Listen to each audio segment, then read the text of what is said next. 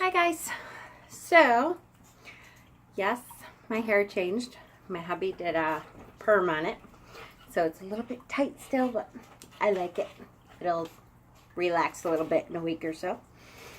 So I'm back. I'm going to do 2 videos today at least.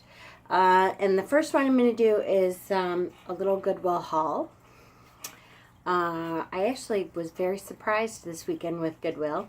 Usually I don't find books at Goodwill anymore, because at least my local one, any witchy kind of books, I think they throw them out when they first come in because I never find them anymore.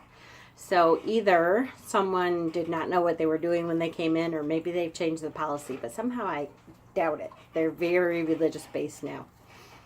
So, but I got lucky this weekend.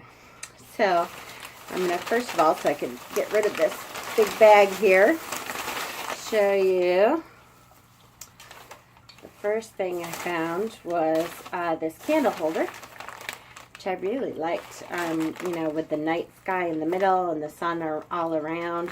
That is going to be a great candle holder for solstice or anything like that.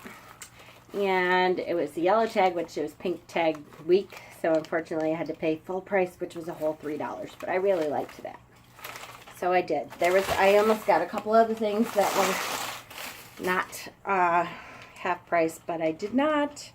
I reined myself in a little. So this is a candle holder that can hold chime candles, because these are adjustable. And they're already a bit on the small side, so they wouldn't be for really big, normal tapered candles. And there is 8 of these, so it's perfect for the pagan wheel of the year.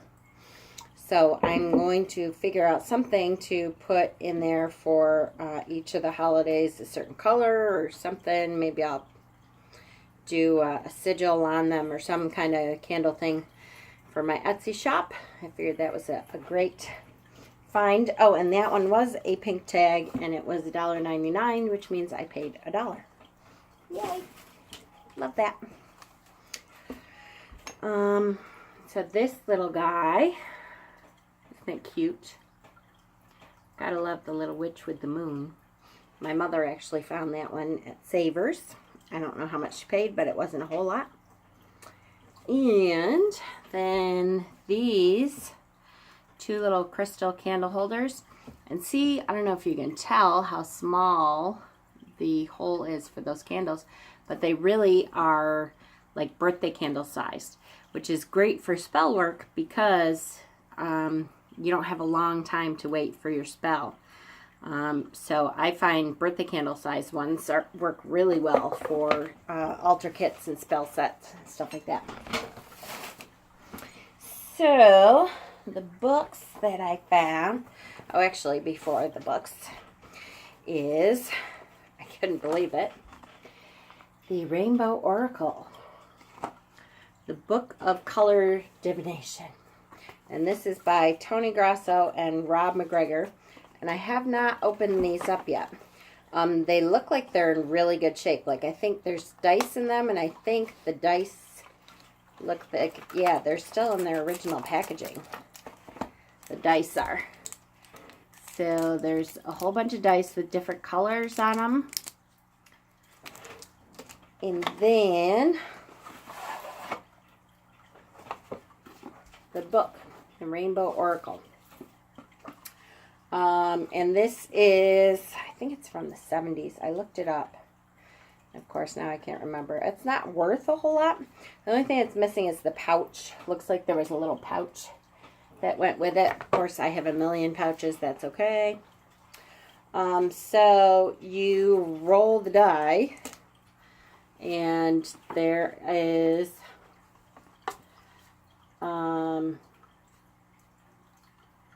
let me go to, so if you roll 1 die, then that's the beginning of it. It says if you roll a yellow, this is what it means. If you roll a red, this is what it means. You can do 4 color combination. So 4 die is another kind of reading. 6 colors, so 6 die. 4 color and 6 rainbow readings. So it depends on how many you decide to throw, what this will end up meaning. So I never find tarot or oracle in Goodwill or in thrift shops or anything. It's very rare. So anytime I do, I do get it.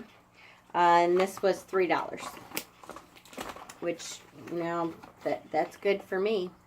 It's in its original box. The dice have never been opened, so that was a really good deal.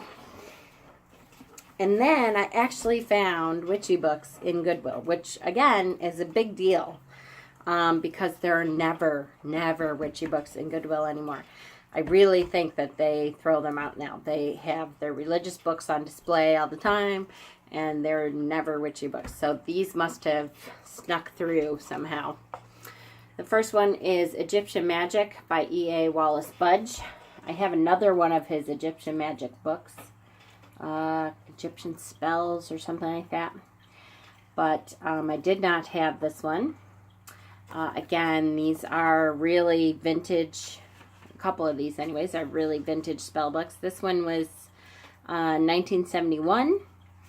And the back of it says, for millennia, Egypt, the Dark Land, has been considered the home of magic. The feats of her priests and magicians were renowned throughout the ancient world.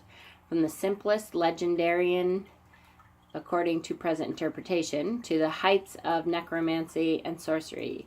Even their most severe critics, the ancient Hebrews, admitted the power of Egyptian magic. This is a well-known study from this author, Budge, E.A. Wallace Budge. He was alive in the turn of the century. So originally this book was written in 1901, and this is like a reprinting of a very vintage book about Egyptian magic. So I was very happy to come across that.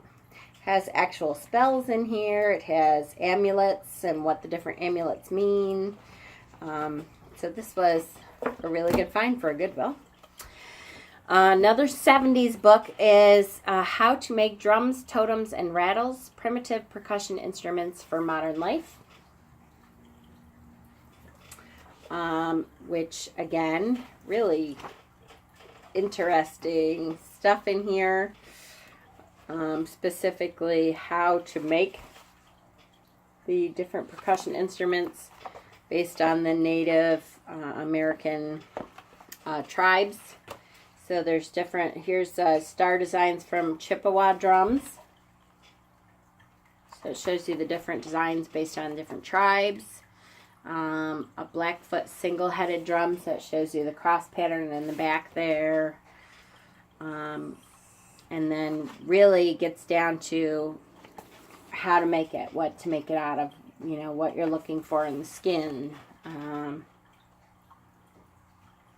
Here's the tacked, how to make a tacked drum. So again, really interesting find. Something that I don't normally see in Goodwill. This was published in 1974, and the original published work was originally published in 1938. So a very old vintage book that I got a really good copy of at Goodwill. Always look. I haven't been to Goodwill in a while because I never find book stuff there. I mean, I go for other stuff, but I don't usually even look in the book section anymore. That'll teach me. Then I got 2 books by Jillian Kemp, who I have another one of her books about divination, I think. Fortunes. So the first one is the Love Magic book, Potions for Passion and Recipes for Romance. Oh, by the way, these books both were not on sale, but were $2 a piece. And these 2 were also $2 a piece. So these are specific different potion recipes. Love at your door, to receive a visit or invitation.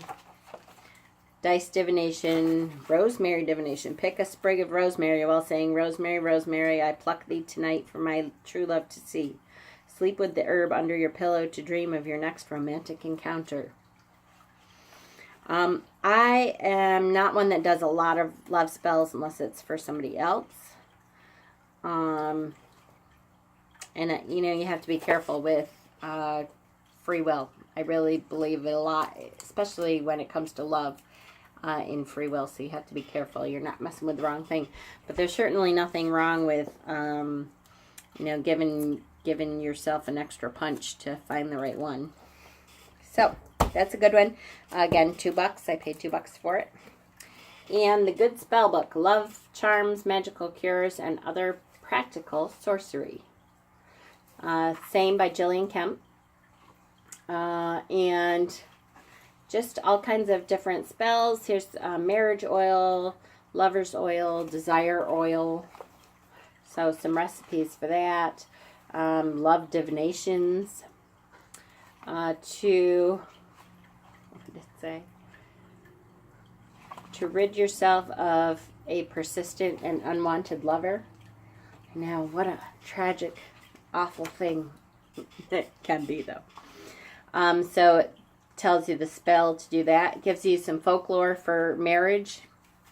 If a courting Romany gypsy, presented his neck scarf to his girlfriend and she wore it constantly, it was a sign that she loved him. Such a gesture might incite him to propose. So it gives you some folklore. Dieting. This spell makes it amazingly easy to stop eating sweets. Take a piece of cake, a cookie, or a chunk of chocolate, whichever you're trying to banish from your life, and bury it in a pot in the garden. Plant 3 cloves with garlic on top. The cloves will purge you of your cravings by the time the garlic has grown. That's a cool spell. I like it. To cure a bad habit, to conceive a son. Protection spell, to remove a headache, to cure baldness. There's all kinds of different spells in there. The lottery. They advise using this spell for the lottery. I'm not telling you. You'll have to pause that, blow it up, or buy the book. And then I also found a couple magic type of books for kids, which, I have started my grandkids shelf, which is growing and growing, that I use nature-based books and pagan books. So the first one is Secrets in Stones. It's an old 70s book by Rose Weiler and Gerald Ames. It is, how old? 1970. And it talks about where stones come from, what stones are made out of, crystals, and what they tell. Stones made of crystals, stones from sand and mud, hunting for fossils. So you can see it is very vintage. But I really like very vintage books, so I thought that was great. And the last one, my aunt is home, so now you're going to hear the dogs. The last one is really cute. It's called The Magic of Everyday Things. And this is also, again, another old book. This is by Seymour Wright, R-E-I-T. And it's a 1963 book. This is the 1970 edition. I'm a wizard. I'm a king. I can do most anything. Talks about the magic in the dark. Starting the day. The magic begins when I wake up and go to wash my face and hands. I turn on one faucet, out comes hot water. I turn on the other faucet, out comes cold water. So I thought it was really cute. They've got some really cute pictures in there and cute things about everyday magic. So I thought that was great. And again, most of the kids' books in Goodwill now are 99 cents unless they're real big, musical books or something. So those were 99 cents, but they were pink, so I paid $1 for 2. Which is, yay! I love it. So that was my Goodwill haul for the weekend. I am going to do another quick video walkthrough of a couple tarot decks that I got this week. And, yay. I hope you guys have a great week coming up. Sorry about the wand study. My hair took a lot longer than we thought. It took like 4 or 5 hours, so I apologize. Bye, guys.